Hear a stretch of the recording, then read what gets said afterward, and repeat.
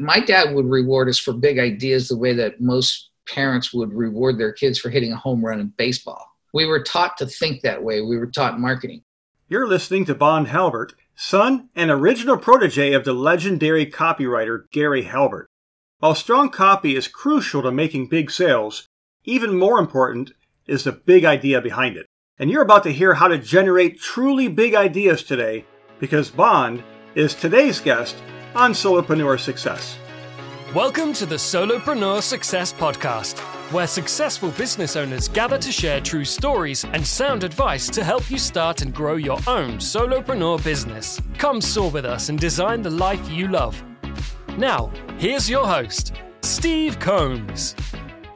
Hello, solopreneurs. Today I'm interviewing master copywriter and direct marketing consultant, Bond Halbert.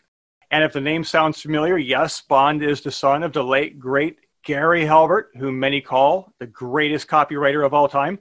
And today you're in for a treat, as we're going to dive into one of Bond's specialties, the big idea. And we're going to dive right into that right now. So Bond, welcome to the show. Thank you. Glad to be here. Hey, so you clearly have a different upbringing than probably 99.9% of copywriters in the world. Now, I entered copywriting because I found an interesting book that talked about copywriting. So I'm going to look into this field, and I went out and got training and eventually became a copywriter. And now I teach copywriting. But you teach copywriting because you've learned directly at the knees of the master himself. How did that affect your childhood? I mean, we talked about this before in another call, but not on the podcast before. So I'd love you to kind of share with our audience, go a little bit about the background, how, you raised with Gary. What was that like? Well, my dad, there's lots of ways to get really good at something. And one of the reasons my dad was great at that is because he was fully immersed. I mean, he was terrible at doing basic, regular life stuff. I mean, he destroyed a car by not putting oil in it ever. He couldn't do a lot of basic stuff, but it was like his brain was 99% focused on becoming a copywriter and persuasion and sales, actually. And so he was kind of obsessed with that. So when I was very little, I know it was before the age of 6, because I can mark where my memories are, basically like where we lived.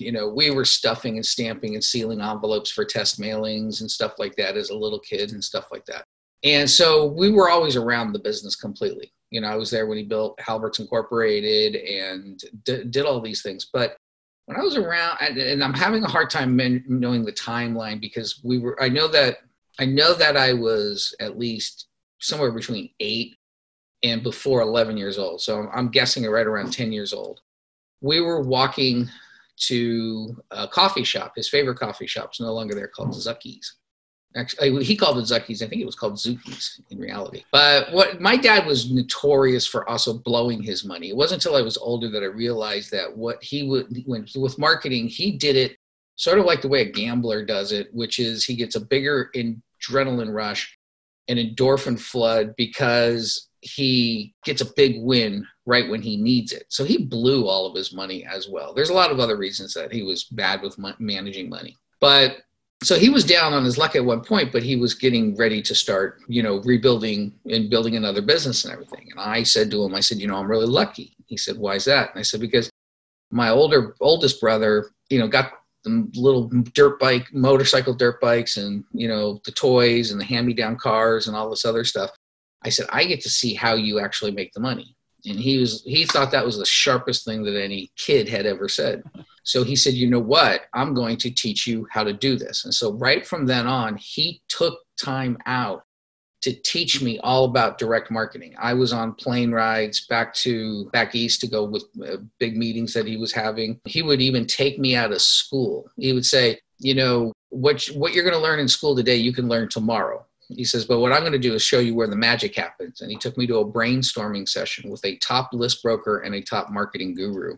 Actually, it was Eric Weinstein and Jay Abraham. And they were all meeting in a hotel and everything. It was the hotel dining room is where they were meeting. And I remember because the place was closed, we were the only ones having, I don't know, it was either lunch at 11 o'clock in the morning or 1 or 2 in the afternoon. And we were going through list brokerage cards and talking about lists and what to offer those lists that they would like. So it was kind of brainstorming big ideas and what's, and targeting hot markets and things like that. And so I was raised that way, and it continued forever. And then what had happened was I eventually, when I was, off school and older, I was a client liaison for my father as well. And I was always in the meetings with him where he kind of taught me to think in headline form. Think of the big idea in the headline and what's really going to grab attention and, feel people's interest. And so people would say, Gary, I've got this and this and that. And they would be talking to him and stuff. And I would listen to the conversation and they would say something. And I'm like, okay, now he's going to use this. This is what the headline's going to be. And I became very good at it because, somebody was talking about their story and stuff like that. And then, you find out that this skin cream is made with an ingredient that you can't, that's only found, in the Himalayas, on the southern side of the Pakistani side and everything. And I'm like, okay, this is going to be, the amazing skincare secret of, that was hidden in the Himalayan mountains and so forth. I could think in his headline form the way that he was going to do it. But more interesting than that, so I became one of his first students. But then I watched him also become an instructor, because when he went to Boron, he started writing a series of letters to me. Now, a lot of people don't know, he was really teaching me stuff he had already been teaching me. He was kind of formalizing that teaching. When he got out, he took those letters and that formed the basis of the Gary Halbert newsletter.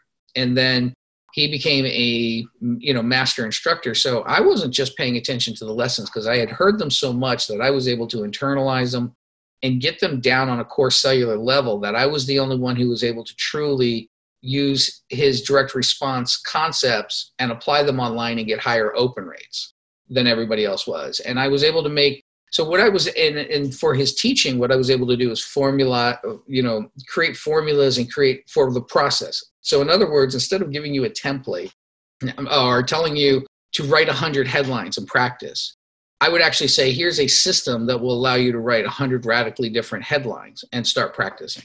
Because I had, was paying attention to how he taught, and I was paying attention to how to get better at the teaching as well. But I was in direct response. I worked with him for a while and as an adult, and he made more money, took home more money on a project that I ran than he did in any other project that he had ever done.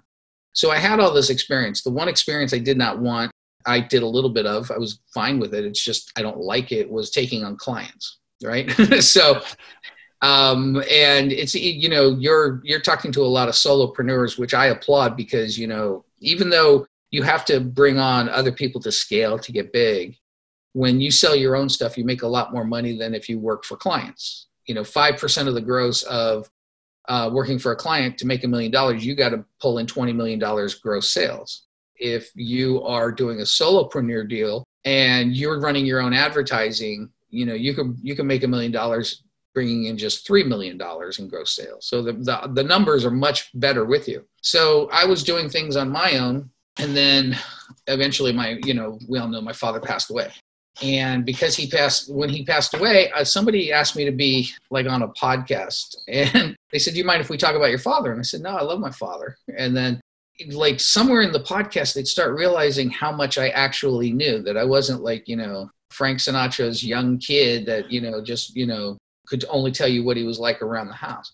So in growing up, and this is going back a little bit, my dad would reward us for big ideas the way that most parents would reward their kids for hitting a home run in baseball. We were taught to think that way. We were taught marketing.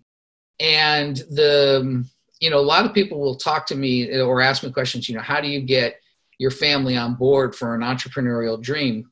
And I do know this. And the reason I know all of this is because of teaching people and seeing that they struggle with getting family and friends to believe in them or to support their cause. Everybody pretends in America that they're all for the small business owner and they're the champions of small businesses, but try and tell your family you're going to open up a restaurant. First thing you're going to hear is the statistic about how 95% of them fail.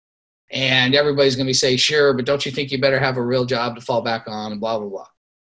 I know that that's true from watching it happen to other people. But in me growing up, I found out that my great-grandparents, my grandparents, they opened up little small, stores and business, bars and stuff. My dad and my mom were both very pro-entrepreneur. So I didn't have that part growing up. So it was kind of like having as much positivity as you can in direct response marketing, zero negativity about, oh, you can't do this, or, oh, it won't work, full support and an interest in it.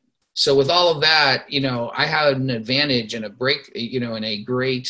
a great advantage over everybody else who was discovering stuff. Now, the other thing you got to remember, which is the key part going back to the beginning, this all started like when I was 10, right? I grew up with Jay Abraham being Jay, Dan Kennedy being Dan, John Carlton being John. These are people who I knew, and they were all people who, to me, there was no starstruckness in there. And and when if you start doing anything at the age of 10 and you continue doing it for a few decades, there's no doubt you're going to pick up a talent for stuff. So a talent for big ideas, a talent for, writing copy, or a talent for, structuring an ad campaign and stuff like that. So so the main thing that I want to say is I consider myself lucky, right? It's like people who turn around and say, well, no, I'm great at this and this and this and that. I truly believe that if you were born Gary Halbert's son, you expressed an interest early enough, you stuck with the ideas, and you had my experiences, you'd be just every bit as good or better than I am. But it's a dumb luck. And the only disadvantage to it is a lot of people want to hear, oh, I was struggling in my car and I'm in the exact same situation you were. I was sleeping in my car, I was addicted to drugs, blah, blah, blah, blah. And then, I made the breakthrough that, whereas for me, it was like, okay, well, I don't really, I've written things that didn't go as well as I'd hoped them to go, but I've never had that total zero complete bomb, just because I focus first on making an offer that basically everybody's been begging me for anyway. So yeah, that's awesome. I want to come back to something you said a moment ago. You mentioned about the always positive mindset. Some people would probably say there could be a danger there to a point, because entrepreneurs are like perennial, forever optimists. I can make this happen. I can do it. I can get there. And if that one doesn't succeed, well, that's all right. The next one will. And that's just our optimist attitude. And I believe it has to be filtered with how do you actually make that happen. And the good news is you have the experience to say, okay, I know that here are the challenges and here's how I can make it happen anyways. So talking to somebody who may not have that background, and of course our call today is about big ideas, and I love that you brought that up. How do you find a big idea? What does that look like in a solopreneur business? Like, it could be, maybe it's a service business, maybe it's them. I mean, this is a big deal for a lot of solopreneurs. Like, their USP or their, whatever they're offering is themselves. Maybe they're a coach or a consultant or they're a copywriter or whatever. How do they differentiate? Where do they find the big idea for themselves? That's something I think a lot of people struggle with. Well, there's a couple places to do it, and then I'll tell you about a hack. Okay, the first thing that you want to do is to really stop assuming that you know your customers all the time, because your customers change. All of a sudden COVID hits and the situation changes. Sometimes your customers are now more ravenous for your deal. They're more worried about, life insurance. And so your insurance and insurance is going up. Other people you're dealing with, all your customers are now all of a sudden nervous, or they're on the different level of Maslow's hierarchy of needs. If you look at that hierarchy of needs and you view it as relates to business, on the bottom, it's like, well, I'm just trying to survive. I'm keeping the doors open. And then I'm trying to make the business steady, right? And make sure that I'm not losing money. And then I'm playing for my position in the marketplace. And then you go all the way to the top where I'm trying to leave my legacy and mark, right? And everybody could have just, depending on the industry, everybody could have just dropped, right? Sure. So now they're in a situation, but the problem is a lot of people assume that nothing changes. Now, what does not change is the emotions involved with what people are buying from you. So people who are in a city like Los Angeles and are buying a Ferrari are buying attention, because you can't go 200 miles an hour on our pothole-filled roads, right? That's what you're doing, is you're buying prestige and attention. Your concerns about that purchase can change. Your arguments, the sales arguments and everything will change. And so I'll give you an example of that. You're a solopreneur, let's say, and you teach coaching, okay? And now all of a sudden, you teach people how to make money on their own and how to turn their skill set into cash flow. But, what all of a sudden, your Facebook ads don't work as well as they used to. And you realize that one of the reasons that, or if you're in their shoes, Okay. You don't know why. You're like, it's the same offer. It's still a chance to make money. Why wouldn't people take me up on it? But you turn around and realize, well, you know what? They've been seeing this ad for about 6 months now, and they think everything's changed. So now the big idea is to change it to how to turn your expertise and skill into cash flow in late 2020, meaning it works now, right? So there's that. You're doing that simple shift. You're addressing one of their new concerns about working with you. And so you have to become a problem solver. So that's where the optimism comes in. Everybody thinks, well, you can't do this. Now, my father one time, when he was writing what turned out to be at one point the world's most widely mailed sales letter, he was selling coat of arms and reports of coat of arms. But what he needed to do was sell the, he needed to mail out a certain group of names, like all the Halberts, right? Or all the Coombs, okay? So he was creating what looked like a personal letter, but was really fake. He was printing 1,000 letters that went out to Dear Mr. Coombs. And then he was mailing to what was the holy grail of mailing at that time, which was called the Donnelly list. R. Donnelly had compiled a list of all the people who had addresses in the phone book, right? And everybody was looking for something that would work to that list. So they're not all overweight. They're not all desperate for money. They're not all in debt. They're not all into astrology. Well, one thing they all had in common is they all had last names. Now, you couldn't mail the entire list because there were certain names that had too high a frequency, like Miller, right? Nobody named Miller thought their name was special because they met a bunch of people named Miller. My mom was the one who figured that out. But anyway, all of a sudden, the list brokerage companies that had the R. Donnelly had this list, and they sorted it via zip code instead of names. And this was a long time ago before you could just change the sort in a computer. So my dad gets on a plane because they tell him that this can't be done. He goes back, finds out how it can be done, pays the money to have it done, comes back, and the list is resorted again in alpha order. Okay? So he didn't take no for an answer. And there's a couple of things that I want to express that I think are lessons that I learned from him in how you get these things done. So one is, just because something hasn't been done or somebody says it can't be done doesn't mean that that's true. And the more often you prove that, the more confident you get that there is a workaround, that there's some way to do it. You know, you talk to somebody and they're saying, well, I can't do that because my people, we're talking about something more personal. They won't share that publicly. Okay, why don't you black out their faces and moderate their voices like you're doing an undercover expose? Oh, that might work, right? I remember mentioning to you, there was somebody who was saying, I work in the real estate business in Los Angeles, and the problem is nobody can afford homes. And I said, well, that you turn that problem into that lemon into lemonade. I said, now you write a thing. Your article is about how anybody who makes $40,000 a year can afford a home in Los Angeles. And then he's like, well, how could that be true? And I said, well, one, everybody just passed a law that allows you to turn your garage into an ADU, an auxiliary dwelling unit, so that you can rent out to people to help pay the mortgage. You can, if you work at home, section off a piece of the house where you work, but the front can be used as a daycare where you just hire a nanny and you can watch 7 or 8 kids that are paying, $1,000 to $1,500 a month to be watched there. And then that's going to pay your entire mortgage for you. And I just listed all these different ways that you could do that. And you put these in this report, and that makes it so that you could afford the house. Now, that doesn't mean that these people are all going to do that, but what it means is people are thinking now outside the box, oh, we could do this, oh, we could do that. And then there's all these other opportunities. Now you're hooking these people up with the ADU construction team that's guaranteed to deliver you a rentable unit within 6 months so that you can get positive cash flow.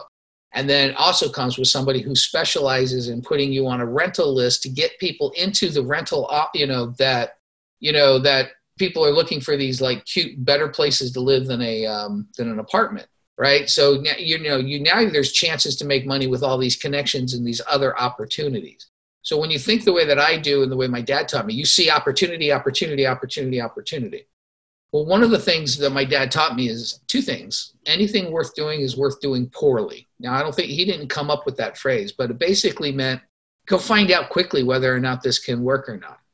Go talk to, so he would go talk to people in person and, talk about a deal or an offer and see if they could get a yes from them verbally before he would often sit there and write something out. So most of the time people, I teach this to my kids, most of the time people have these dreams. And let's say your dream is to become a veterinarian. And what they do is they say, okay, to do that, I need to go to college, right? And then from college, I need to get my grades up in high school and all of this other stuff. And I feel really bad for the people who go through high school, go through college, they go and work at a veterinarian's office, they become a veterinarian, and realize that it's more of a business about payroll, and they can't save all the dogs they want to just because they're cute dogs. They got to treat it as a business, make money. And there's something, and I'm not saying this is all of them, but there's something about the business they just hate. Now they've spent and invested 12 years into doing something that turns out that they really didn't like. The fastest way to find out if you liked it would have been to, while in high school, go volunteer and spend some time and look at how the business is actually run. Try something. So when you try something really quickly, you find out whether it's got legs or not. You find out if it works.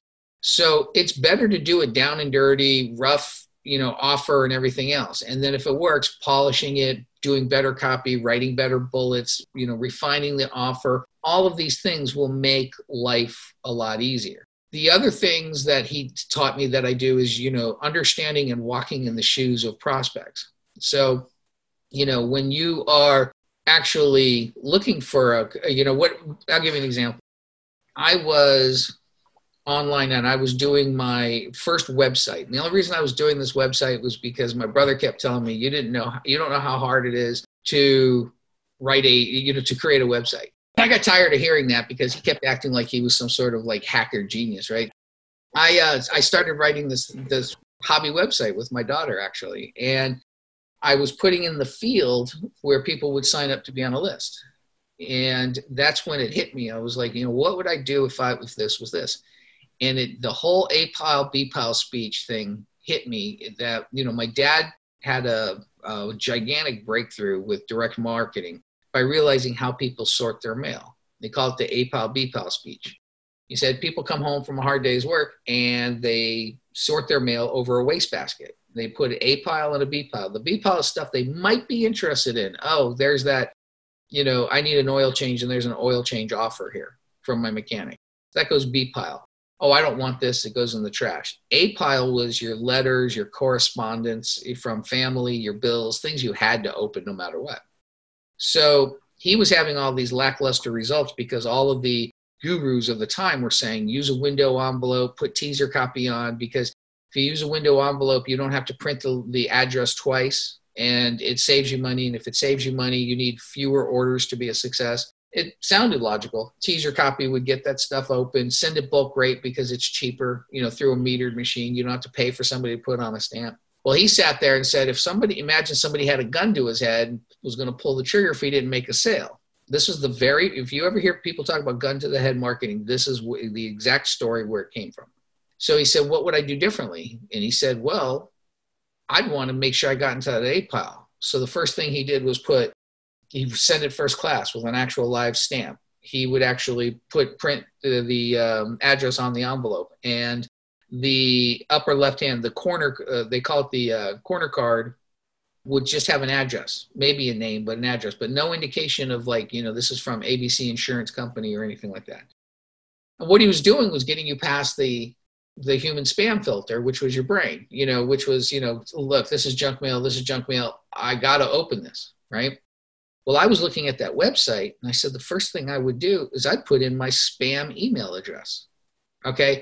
Because what's really happening in life when you throw out an offer is you say, look, I've got the deal for you. You want to learn how to become a physical therapist, build a physical therapy business, or you want to be a physical fitness coach or something along these lines. And I have the great PDF and video for you. So check it out for free. Just sign up here and I'll send it to you. Everybody, what they're doing is they're going and they're signing up with their spam email address, right? So then they go to their spam email address and there's 500 to 1,000 emails that have piled up there since they were last there. They ignore them and go right to the top to where they're finding that link that they were looking for. And they click on it and they watch the video or they watch the presentation.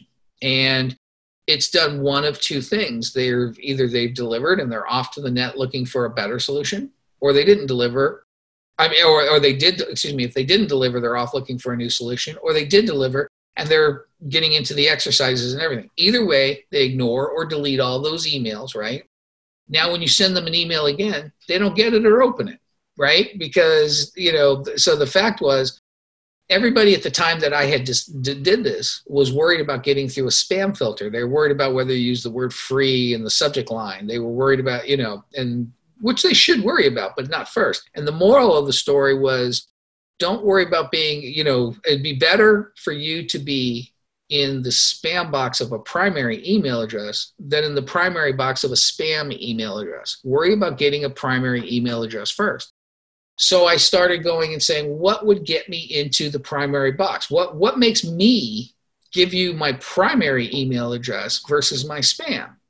And I came up with these ideas like, one, if I design this to work on a mobile phone, right? And I told them that they wanted to consume this content on their phone to kill time while they're waiting in line for a plane or at the bank or something.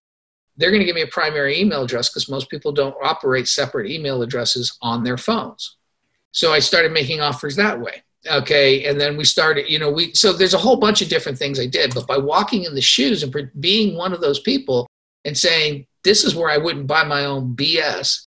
And this is what would make me do or want to do what it is I want people to do. That was a big key. If you are a problem solver, an optimist, and you're like, okay, here's a cheap, quick workaround.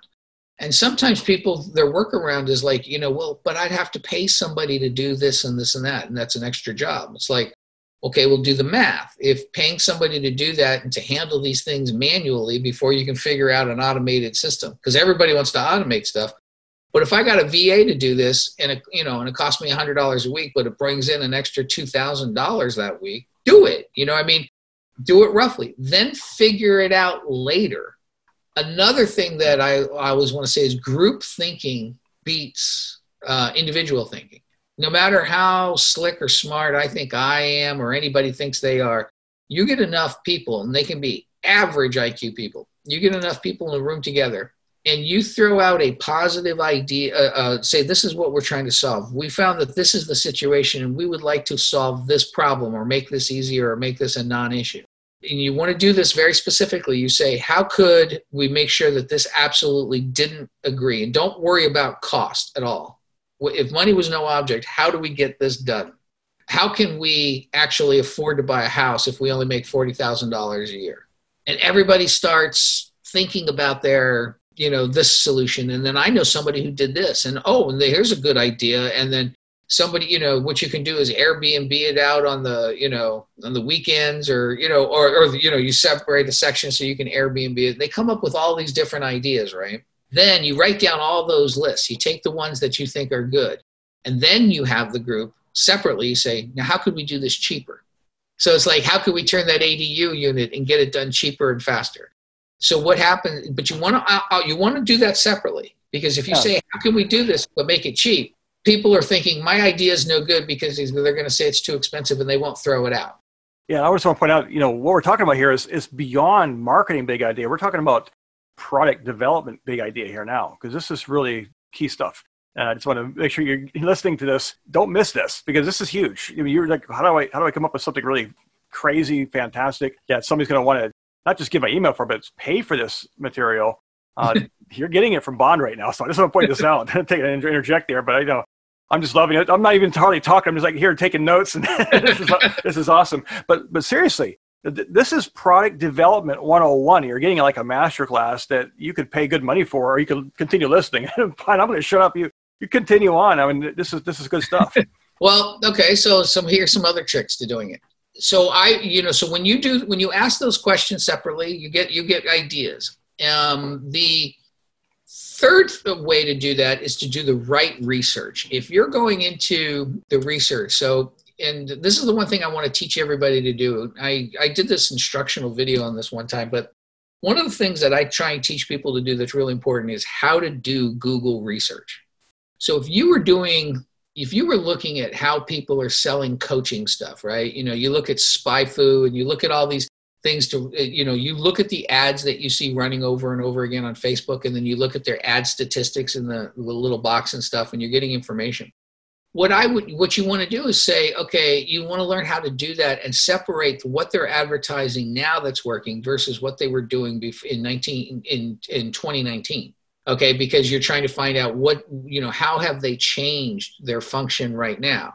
And then what you do is when you're doing the research and you're going into forums and Google reviews and you're finding out what people are doing, that's where you find out other people have solved these problems in small ways, but they're not marketers. So they're not bringing that solution to the big market. What they're doing is, somebody's getting into something like right now, one of the things that's trending right now is like Bob Ross painting kits, and because everybody's at home and it's meditative, it's a cool thing. But so what's really selling there is the ease of which somebody can paint something.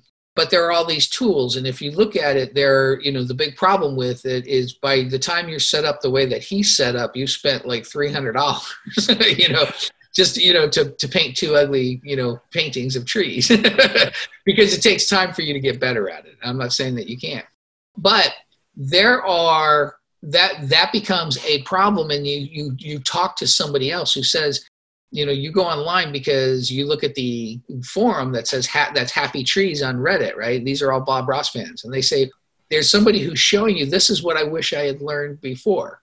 Not everybody's going to Reddit and doing that kind of level of investigation. So what happens is from there you say, you create a book on how to do the Bob Ross style wet on wet painting and become better at it faster, and it's only 99 cents, right? We'd offer it for free, but we put it on Amazon. And you go there and they do this is off the top of my head, by the way, I've never spoken about this before, but you go to the Amazon thing, right? And it says, listen, these are the techniques that I've learned and so forth and so on. I also have these instructional videos, and I took the best of the Bob Ross techniques, and I started actually getting to the questions that he never answered that that took me 10 hours to figure out.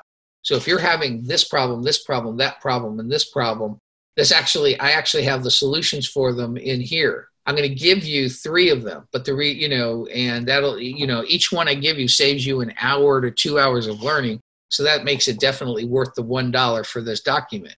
And if you like what I've got, get my DVD because I'll save you another 20 hours. Walking through those ideas, another thing that I did one time was again, it's walking through those shoes. There's somebody they're actually using this now. There's some big marketers that are using this technique that I developed for Google ads. Google ads, the one thing you need to know is when you're going to market somewhere, you understand why people are going where. YouTube is the how do I do this channel. Yep. Google key AdWords are I have a problem and I need a solution. Because you don't type in how to stop my tendonitis unless you have tendonitis. You don't just do that idly. Facebook is like a billboard that you're cruising by, so, you might see it. Now, the good thing is it's better than a billboard because you're targeting people who, Google's AI is going to figure out and target the people for you. So all of these things have different things going on with them. But I was doing this for Google ads one time.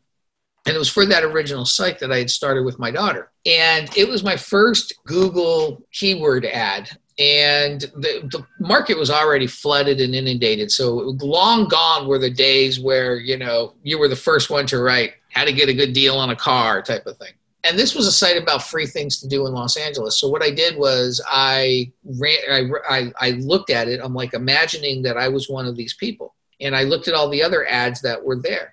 And so I needed to assure them that they were going to get what they wanted. So the site was free things to do in Los Angeles, right? So, there's an authority. It's kind of like, well, he has to provide that because it's the name of the frickin' site, right? And then the draw-in was something that was like a promise too good to be true. Come here, list, hundreds of parties, beach events, things for kids, outdoor activities. And so it was like specifically targeting people and saying, how could this possibly be true? Then the key line that I had room for that I put in there that was really the big deal was no signups necessary. So when people are looking at your advertising, let's suppose you're a coach, right? And people are looking at your advertising on Facebook. They're saying, oh, at first it was easy pickings because this was nobody knew about it. But everybody now knows If I click on this ad, they're going to ask me for an email address. I'm going to have to go through 4 hoops to find out the 3 top secrets to getting my emails open. So that's going to not engage them and say, here's a list of 5 ways to double your email open rate. Click here, no signups necessary. That gets you to go there. Then you go and say, look, I'm going to give you 5. I've actually got 100 different things that will all help you. And I give you this free checklist or whatever it is on my thing, but here they are. And you just go ahead and give them the actual stuff and say, well, if you really thought those were good, check these out. And you give away some of the greatest stuff. So one of the things I had learned from my father is give away some of your best content first. And so there are people now that are using that I taught that trick to, that are now using it to go even further. But the one of the things I also want to say when it comes down to a hack is you can buy them. A lot of people don't understand that the business you're in, no matter what business in direct marketing, you're a solopreneur, you run a big company, you are a life coach, you are a yoga instructor or anything, we are all in the same business. We are all in the arithmetic business. Our job is to make sure that we get more money coming in than money going out. So knowing your numbers is one of the first things that's so important. And that's why people are so, they're like, I'm posting this in these groups and I'm building up my reputation and I'm doing this. And they don't take the leap into where the big money is. And the big money is in where you pay to play. Okay. The big money is where you pay for advertising. The reason Facebook does so well with that is people are like, well, I can try it for $5. I can try this for $10 a day for a while. Where I grew up in the world where if you wanted the answer to a question about whether this headline was better than this headline, you had to spend $10,000 to $50,000. This was back in like the 80s to run a full page ad and split test to find out what's the difference between them. Now you can do A/B splits with your email tests. You can actually use other people's emails and forms and everything to split test headlines and all kinds of different things. You have a huge advantage now. But the point is this, you're in a numbers business. And this is the most key fundamental thing that I'm sure you've heard about and everything. But what's super, super, super important about knowing your numbers is that if you know that the market is of a certain size and there's lots of money, you see people making $25,000 per mastermind group, and you see some, I've seen people who make more than that per person per mastermind group, right? Me too. You're like, wow, okay. And some of them are fake. Some of them are like, yeah, we got $100,000 mastermind and, there's one person in there that paid for it, right? But there are ones that I've seen where, and I've talked to my friends. I'm like, you really spent $80,000 to be in that mastermind? And they're like, yeah, they really did. But so that there's money to be made in that field. And that the lead generation and everything in that test is going to cost you $5,000. And, when it comes in, you're going to get 2 or 3, customers or whatever. You're doing the numbers and you know what it is. Then, it's a matter of how much money to get the leads, what's the best conversion, how to get it out. If you think about it on those scales and those terms, you can hire the idea guys that are, they're not nearly as expensive as everybody thinks because they're getting paid per hour. And I'm saying people like you and people like me are people that, it's like, hey, I've got this one particular instance and I would like to get some ideas on what you think might be some good ideas for it. And you give them you don't say, here's my copy, critique it. If you say, here's my copy and critique it, I'm going to critique your copy. I'm not going to give you a whole new direction to go in. I'm not going to say, this is where you should do the marketing. This is what your angle should be. This is what I'm going to actually say, no, look, you're being repetitive here. You shouldn't be using these kind of adverbs. This is a more compelling angle. You're not calling out the target in the headline, all of that stuff. That's revamping a current existing piece. If you want big ideas, you want to come in with the kind of idea of, well, here's what I bring to the table. right? This is who I am. This is my background. This is my expertise. This is my knowledge. I'd like to hop on a call with you. And then I would like to get some big ideas on how to get that USP, how to look unique compared to everybody else. So how can I make sure that my product delivers results faster, delivers better results, delivers the results for less money, delivers the same results that you would get somewhere else, higher quality, more prestigious, all of these different things. And you get, because let's suppose that, and I'm not pitching myself. Let's suppose that you did that with one of the other top name gurus. They're about $2,500. And for $2,500, if you got the big idea that changed your promotion, how much of a result change do you need to be worth that $2,500? That's the real key. I want to point something else out too, because you're talking about the numbers, and one of the numbers that really is there we need to talk about is customer lifetime value. It's not just the one offer they buy. It's what's your back end? What are you going to sell them next, and how do you sell them after that, and how do you keep them buying from you? And then you have JV and affiliate offers. There's so many ways to make money that once they're in your ecosystem, you can just continue to make money. It's the first sale that makes the difference, and then you have them. If we went back to the example of the buying the house one, right? So now me and another broker are selling the exact same number of houses. I'm not even crushing him, but I'm also getting $1,000, in referral fee from everybody who's I'm sending this contractor who's doing the ADU. A lot of people don't understand, like, you got to think about what is your position. So for example, most of the time, if you sell somebody their first home, right? You're a realtor. You sell somebody their first home. They have just trusted you with the largest decision they've ever made in their life in a scary new venture they know very little about. That means that, and if you've done a good job and you've done a good follow-up, you call them back and say, hey, how are you liking the new house? You go beyond the way the other realtor does, who looks at you as one and done because you're not going to buy another house for 5 to 20 years. He looks at you as one and done. But you are smarter than that. So, there's a smarter realtor, and she calls up and says, hey, by the way, I noticed in the neighborhood, there's this, by the way, there's this newsletter thing you might want to sign up for. I live a few blocks away. If you ever need anything, let me know. By the way, here, when I noticed on your inspection, the one thing that it said you could use is new plumbing.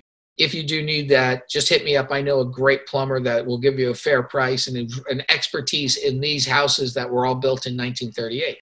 So the thing is, you're increasing that lifetime value, because I think we mentioned it before, is I once did this spreadsheet on Excel, and I throw in there, what's the number one thing, like getting your leads, how much it costs to get people to click and go onto your ads or run the ad, how much it costs, every time they click it. What's the conversion rate? What's the refund rate? All this other stuff. The number one thing you can do is sell something else. And the big idea things are, this is one thing that's really funny. My dad would run ads, and the ads would break even. And that would make people millionaires, because what would happen is, after you spent $10,000 running an ad in the newspaper, and you got enough ads and you sold the products, you delivered them, you issued your refunds and everything, you just broke up flat even.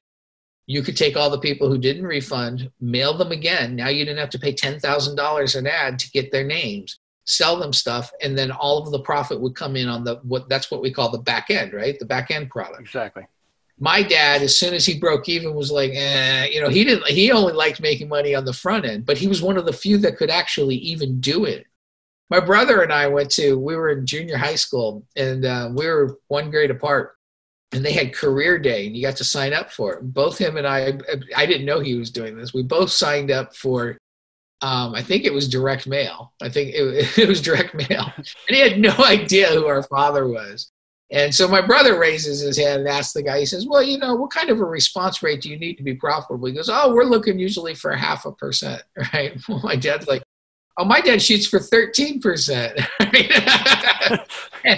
and no idea who we were at the time,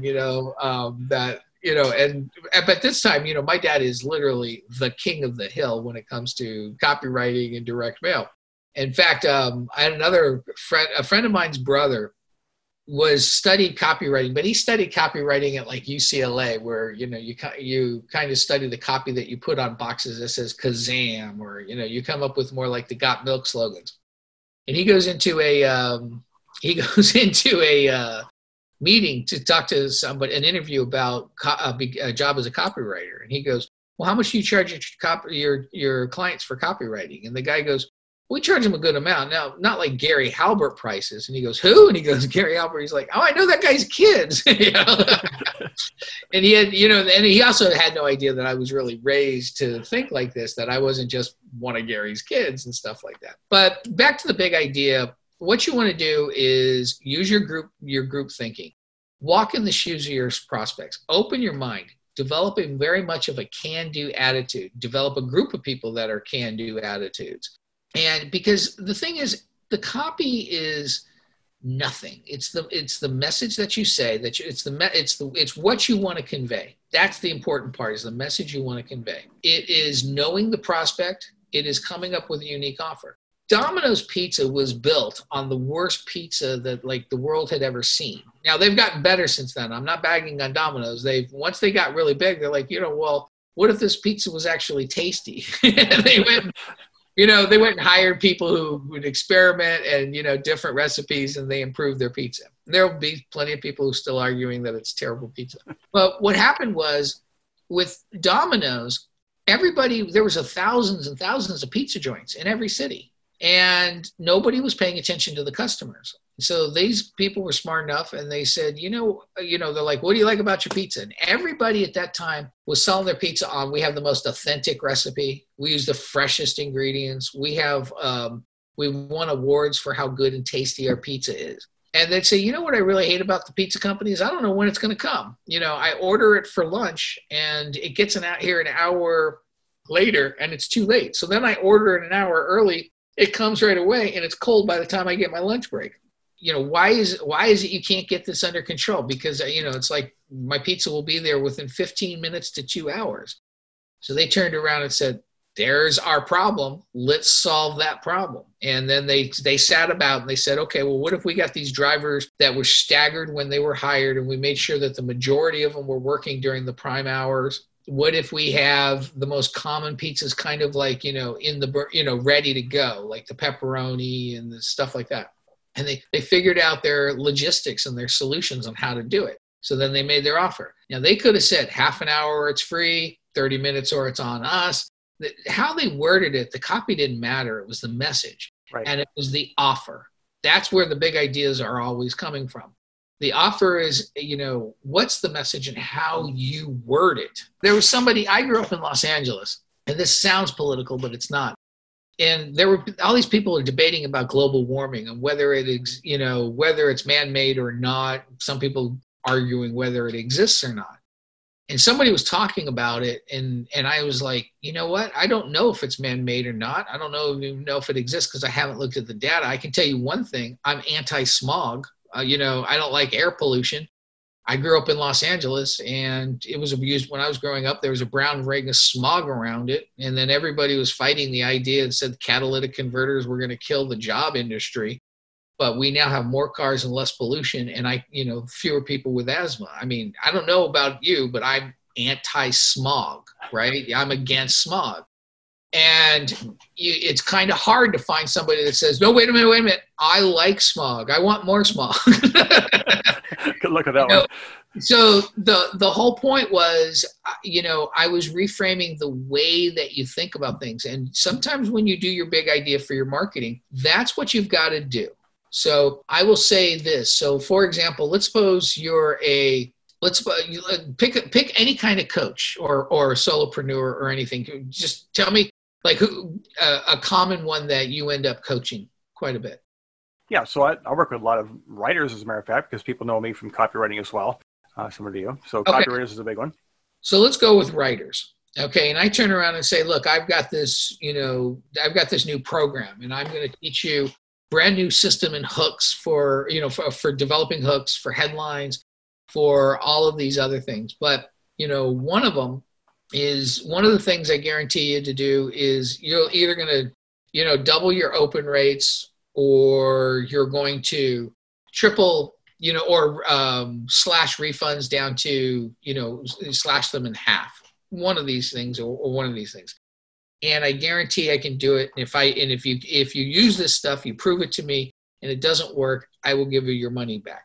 So then what you do is you say, look, here's the deal. If I teach you something that gets you a 10% increase in your overall results in marketing, just because you found a better way to drive attention, turn that attention into interest, turn that interest to fuel desire, take that desire and compel people to act. And if I can teach you a trick, one of the things I'll do is I'll teach them a trick right away that already paid for itself. So I say, just using this trick alone, is go use it if you want to, but right now that's going to work and it's proving to do all of this stuff. But I'll turn around and say, let's put it into dollar terms.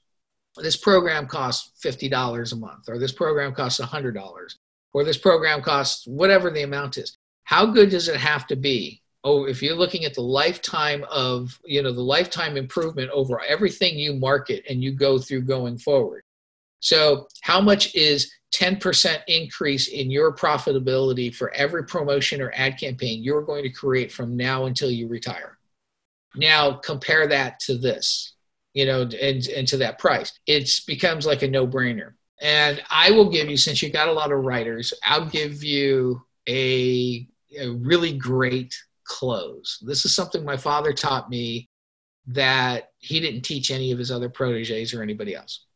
So let's suppose that you got the program for writers. You say, I'm going to help you get your results guaranteed. If I don't deliver in the very first month the value of, I'm going to give you that first, you're going to do that first training. If that first training isn't worth the price of the entire training, you can ask for a refund and I will give it to you. Now that's just good regular marketing sense, right? But here's the killer close. But I want you to think about it this way. What if I'm wrong and I teach you something and you already know it, there is no results and it doesn't help you at all?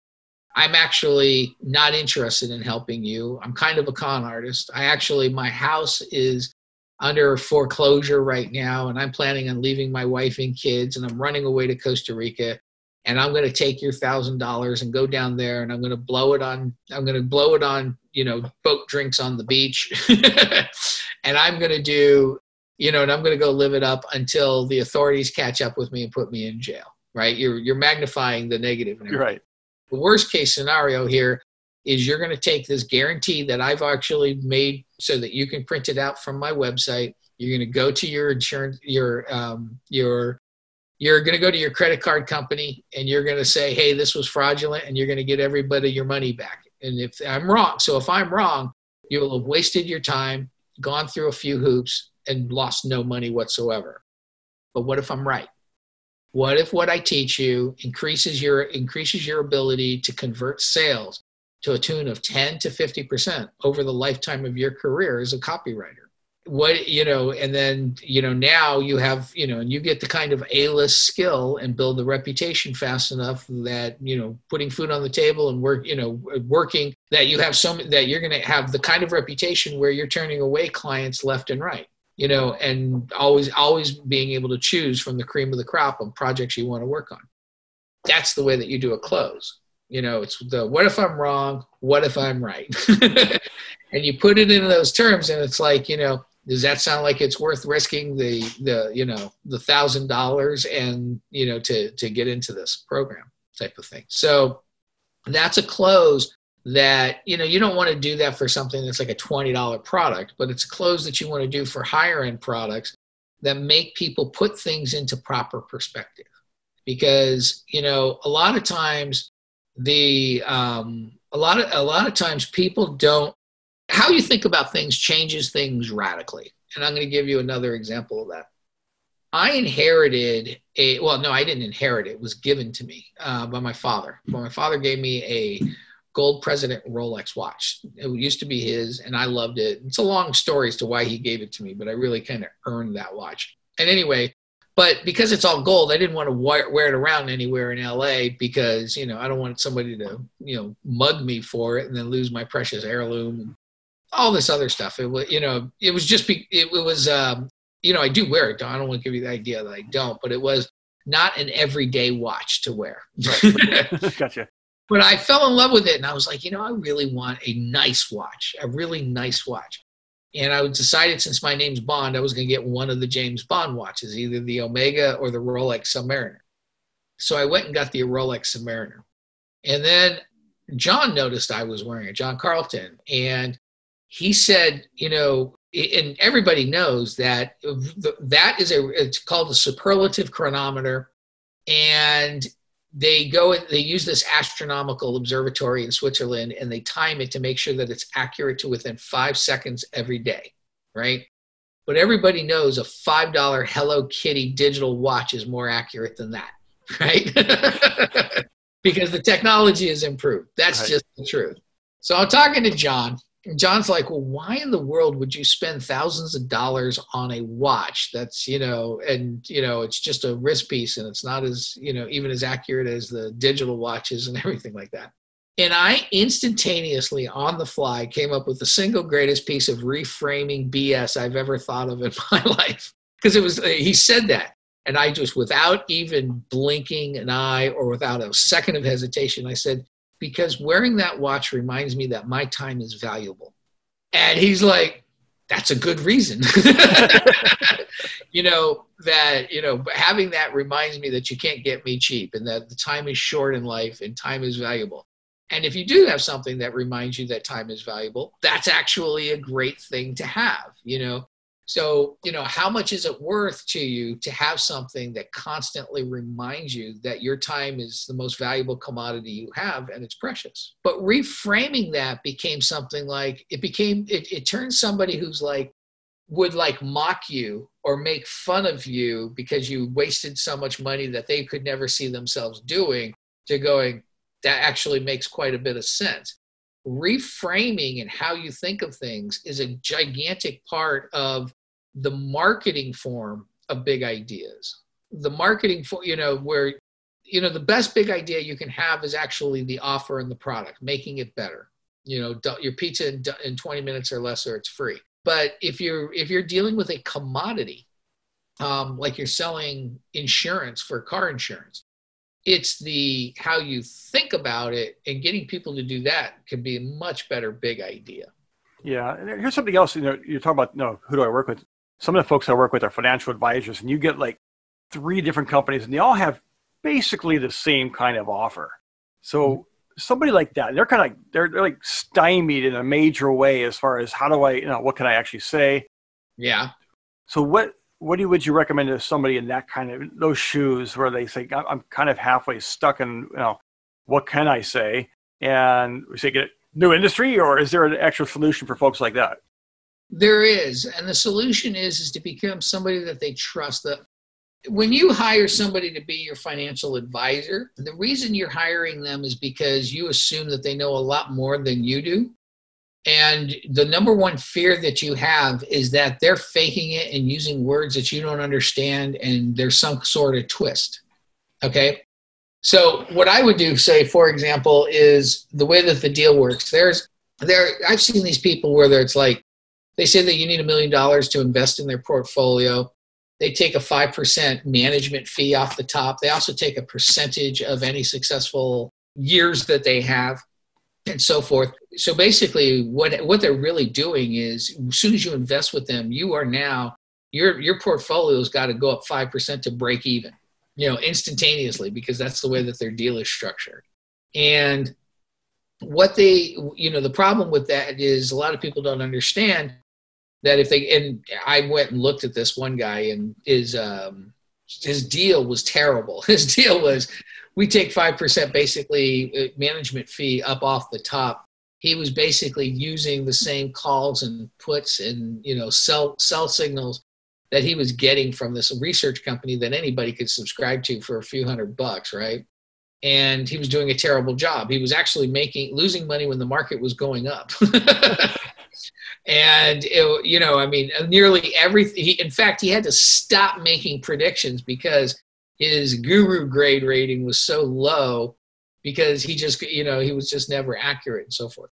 But The important part that I think when you're dealing with people is educating them in a way that makes them understand what they're getting into, what the real risks are, why the other people are bad. These are the things to look out for. Because the more that you can educate them in a way in common English, the better off you are. So let's suppose you say, we like to invest in these things that have, a certain percentage of EPS. That's earnings per share. They're still lost. Mm-hmm. You say, actually, no, and the way that works is really simple. A share is a piece of the company. The more shares out there, like if you have 100 shares of a company that's existing, you own 1%. If there's 1,000 shares, you own 0.1%, of that company. And then we take all the earnings and the profit that they made and you divide that up and, so forth. And you make them go, oh, okay, I understand what that term means now. You're building trust because now they understand that you're not going to leave them in the dust. So they trust you more than the people who are just trying to look slick and be in a fancy suit and so forth, because that's a red flag to them. It's a red flag if you're poor, right? So you're showing up in a beat up old 30-year-old Toyota Camry, yet you're claiming to be Rupert Murdoch, even though Rupert Murdoch drives like a 20-year-old Toyota and lives in a small house, right? It's not about reality; it's about perception. Exactly. So the first thing I would do is educate them in a way that makes very common sense stuff. The other thing I would do is work on my Google sniff test. Everybody who's going to do any business with you is going to Google your name. And when they see that, do they just see a LinkedIn profile at the top and a Facebook page? If you Google my name, you're going to see Amazon books that have been written. You're going to see, my website will be there, but you'll also see, hundreds of podcasts. You're going to see all these things that let you know, oh, he's the real deal. So you want to work on that Google sniff test. You want to be known as somebody who calls out the other people for bad behavior and why this is a bad idea and why these are things not to work out for.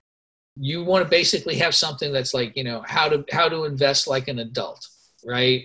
Which is like, look, yes, everybody likes to tell you that, $10 investment in McDonald's in 1960 would make you a millionaire now. But, what they don't tell you is since then there was 1,000 companies that look like McDonald's for which you would be broke or in debt in if you invested in them as well. That, you need to, in very common English, explain things in a way that makes people feel safe and trust you, because that's what they're buying into, is they're buying into trust into following you. And I will give you one that I did, but the ones I did was for traders. So I don't know which level that you're at there, but these people were buying, and somebody called me and said, they actually hired me for a consult. And they said, I want to sell Forex trading system. And he says, what do these people really buy? What is it that they're really thinking? And I was working with these people. So I was in there walking in their shoes, and I was doing the research now. And I was paying very close attention to what they were all thinking and doing. And I said, what they all believe? They all believe that there's a secret cabal of super rich people that are controlling the entire market and their ideas. And if they could just figure out how they're communicating with each other and the signaling to know which stocks were going to go up, they can take a small chunk out of a big, increase and treat the markets as their own ATM machine. He went back, wrote exactly that up, and it became one of Agora's big winners at the time and did over $20 million. Okay. Because, I understood exactly what they were thinking. And you need to get in there, and we don't have time to do it with this one, but what you want to do is you create a series of questions that will get the answers to you that will make you find out. Give me an example of one of your, when you say that they do financial stuff, is it a financial blog, and is it for people who do their own trading, or is it for people who are investing, their money with them in a fund? Give me an example. Yeah, well, it varies, because this is not my business. These are some of the folks that come to our community, and they will reach out. They'll help sell them insurance. They'll sell them on, providing a financial plan for their investments. Let's go with the financial plan for the investments. Okay, so now they want to sell a financial plan. So what you do is you go into Reddit or you go into a financial planning Facebook group, okay? And then you want to ask a question. You say, hey, by the way, what do you think are some of the red flags of, people who are hawking a financial plan or people who want to sell you a financial plan? And they tell you everything they don't want to hear. Then what happens is you turn everything they don't want to hear into something that they do want to hear. So they'll say, if they promise these kind of, returns that are guaranteed, or they say that they're going to do this, or they say they're going to do that, your copy and your marketing says, and by the way, don't trust anybody who says this or that. And what you want to do is, this is adult investing. Yeah, there is some risk and everything, but there are certain reasons that you want to do different things. We invest half of our money in the S&P 500 mimicking fund because to make the S&P 500, you have to be big enough to actually hire smart people to know when the market changes are coming in the future. So very few of them fall off the S&P 500. They stay relatively safe. And because there's nobody predicting, there's nobody making these predictions as to whether something is going to go good or not. But there is one hitch with the S&P 500. The one hitch is the S&P 500 will go down when there's something is not going to do well because something happens. So it'd be better if you were in the S&P 500, but also knew that Amazon's going bigger because of this pandemic. And then there are some things just because they're in the S&P 500 that the mimicking funds have to buy. We're not restricted to that. So we do stick with the S&P 500, but we're also sticking with the ones that show much greater future upside. We're not stuck with the ones that are in there just because they're a behemoth company that is a dinosaur that's not dying yet, or that, has got a long way before it dies. So, but the point is, by doing the research and going into those groups and you say, hey, who do you trust, right? Or, who do you think comes up with a financial plan? Why? And you're just asking this like you're one of the customers that you're trying to get some honest feedback and advice from the other people. And they will tell you what needs to be said, and they'll tell you what builds their trust. And it's the same thing as kind of like going back into reviews for financial planners and looking at that, except if you ask the questions in the right series of ways and the right innocuous kind of like you're looking for information, nobody knows you're doing research. So I developed this story writing technique, and what it does is you take these questions that are open-ended, similar to these questions that I've shared with you, and I ask them out of order in Facebook groups and in forums and stuff like that. And I eventually told somebody about it, and they're like, I saw you asking those questions. You were doing marketing research. And I'm like, yeah, I was. I was doing the marketing research on copywriters. How'd you get into, how'd you first discover copywriters? And the information you get there is unbelievable. Like, when do you want somebody to, when do you think is the best time to get somebody who wants financial advice? So somebody's going to turn around and say, I want to get them, like, they start thinking about it 5 years before retirement, right? I want them right at the time when they're going to be the most interested in getting financial advice. So one of the questions is, hey, when did you finally start investing in the markets and why? And they tell you, well, I couldn't afford to invest until I was in my 30s, and so you don't target anybody who's not in their 30s or above. And you get people who, how did you, you're asking questions like, here's another great one. How did you find your favorite investment guru? And they tell you, well, I came across some of this, or I was watching this podcast. Now you know places to advertise. If you do the right market research, you find out what they need to hear in order to buy. You find out where they are listening so that you can put your sales message up there. And what you can do is throw stones and rocks at all the people that they hate so that you can then separate yourself out as being somebody that they can trust, because they and everybody else is saying, yeah, those people who say this are wrong, and this is why you can trust me, is because I won't say that. And so that's the way that you make yourself stand out from it. And then you also basically say what they secretly believe. And you don't have to say it. You can turn around and say, did you ever get a feeling that these stocks are being completely manipulated by the rich people who run the exchange? I did. And when that happened with me, I started making moves, and I changed up my investment strategy based on maybe this is possibly true. I do not know that it's related, but I've had great results ever since. Right? Yeah, and it buys into the preconceived notion, kind of entering the conversation in their head where they're at, which is always important. Exactly. And the key is and you can find out the conversation they're having in their head by going out and actually talking to them, or going online and having a discussion with them. Yeah, and not just Reddit, but Quora is another good place you can put out questions, and even anonymously, and get feedback from people. I'm not sure which ones would be better between the two, but that's a great way. Well, sometimes you find groups too, like LinkedIn, Facebook groups. You can also talk to folks.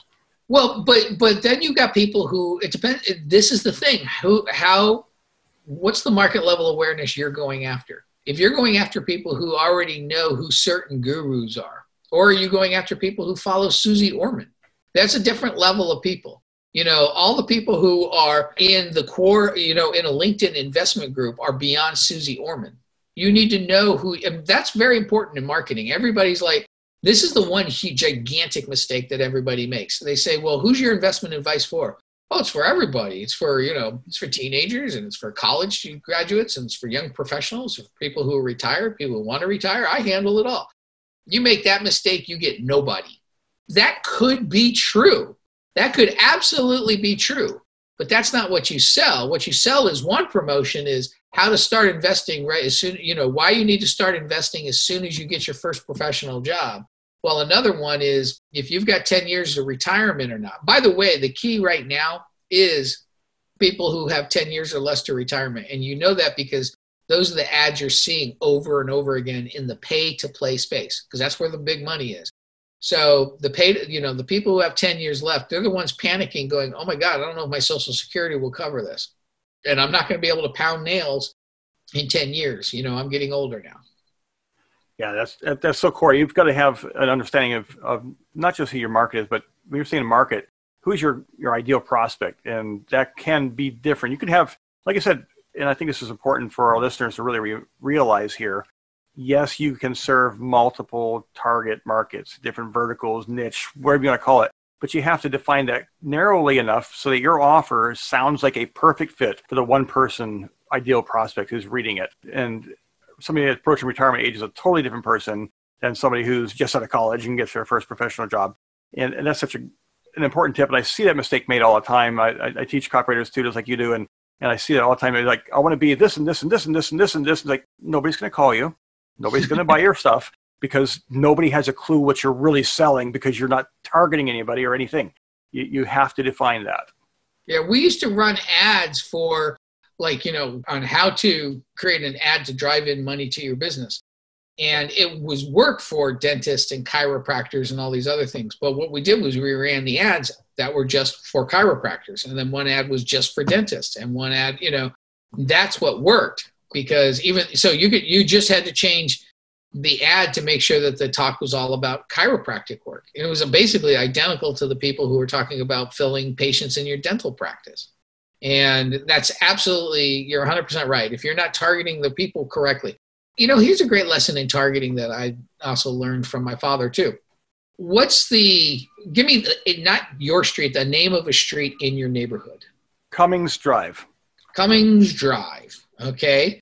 And what's the name of the neighborhood or small town? Hudson, New Hampshire. Hudson, New Hampshire. Okay. Now, somebody says, and let's imagine that you own a condo. Okay. I don't know why. I'm just choosing a condo. You turn around and you say, hey, I've got, there's some major things happening, and here's something everybody who owns a condo should know. Okay. I own a condo. I should probably know that. Hey, here's something that everybody in New Hampshire who owns a condo should know because there's some changes coming. Somebody says, hey, here's something that everybody who lives in Hudson, New Hampshire should know if they own a condo. Hey, here's something that everybody on Cummings Street in Hudson, New Hampshire should know, especially if they own a condo. You cannot not open that piece of mail, okay? Because, so the more targeted you are, the more gripping and the more they have to do that attention. So you have to find out exactly, okay, how do I do this? So for example, if you're doing your email list, you can actually target people by city if you wanted to. It's extra work. Is it worth the extra work? That's in the numbers. The numbers tell you, yeah, well, I mean, my assistant will have to spend 2 days doing that. They make $20 an hour. That's $160 it'll cost me. If this adds to 3 more sales, then I make an extra $1,000. It's worth it. You do it. And sometimes you're running that Facebook ad and you're just targeting specific things. This is people who own a condo in, Hudson, New Hampshire, or this could be people who own a condo in Hudson, New Hampshire that make less than $100,000 a year. The more you get people to go, hey, that's me, and the more they think that can't be everybody else, the more you grab their attention. And unless you grab attention, the whole game is lost. It's not a formula, but they are the elements of all good marketing: attention, interest, desire, and action. Sometimes you can throw them all into one headline. Other cases, but it all starts with attention no matter what, and it all ends with action. Whether you're crunching them all together or whether you're spreading them out and whether they're all well-defined or whether interest and desire are floating back and forth or not, that's all up to, that can be depending on your flow and how you're writing. But it all starts with attention and it all ends with desire. And targeting the right people and making them go, hey, that's me, is so much more powerful. So, and it's the hardest thing because as a writer, you need to learn to educate your clients because they're all telling you, no, this is for everything. My exercise routine is good for high school kids, weight loss, professional athletes, everybody under the sun. It's like, no, choose one, go after that market. When you got it nailed, when you have it automated, then you create one for the next one. Yeah, and that makes it a lot easier in your life because when you know who you're talking to, you can just write that copy so much easier, or have somebody write the copy for you so much easier than just everything to everybody. You can't write compelling copy, everything to everybody. It just does not work.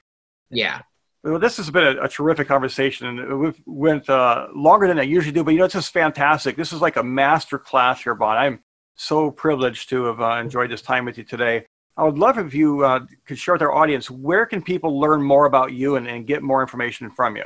Okay, there's a few places. One is the Gary Halbert Copy Club. If you mention this podcast, I will automatically put you in there or have my admins automatically put you in there. And there, every once in a while, you'll get information. I don't do it often. I just started doing a little bit of, it was an experiment that went really, really well. A lot of people turned out wanted to learn some more marketing techniques from me. But join the Gary Halbert Copy Club. We also run the Gary Halbert, the GaryHalbertLetter.com. Don't forget the GaryHalbertLetter.com. That has been the online mecca for copywriting, people learning copywriting for decades now. And of course, I have my own site, BondHalbert.com. But if you join any of those three, and then you'll get announcements for anything that we're up to and things that we're doing. So, I guess those are the best ways to basically get through to me or to find out what I've been up to and stuff like that. Thank you so much, Bond, for being here. I will look forward to having you back on in the future. I hope you'll join us again. Absolutely. I enjoyed it. Thank you for listening to the Solopreneur Success Podcast. We hope you discovered valuable advice on how to start and grow your own successful solopreneur business. If you liked the podcast, you'll love the all-new Solopreneur Success Connections community at solopreneurcoach.com. Here you'll get exclusive access to our private, members-only community of business builders, free business building resources, and live online monthly training designed to accelerate your business success. Join us now at solopreneurcoach.com.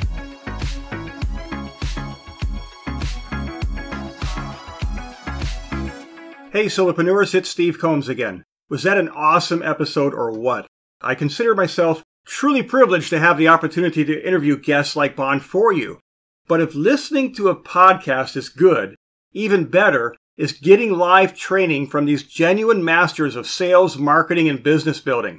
In fact, Bond just delivered nearly an hour and a half of live training for my Solopreneur Success Connections community earlier this week. Members get training sessions like that twice a month, totally free. Plus, it's interactive, which means they get to ask their questions directly to the experts. And here's the best part. If you'd like to join us, it's now 100% free to join.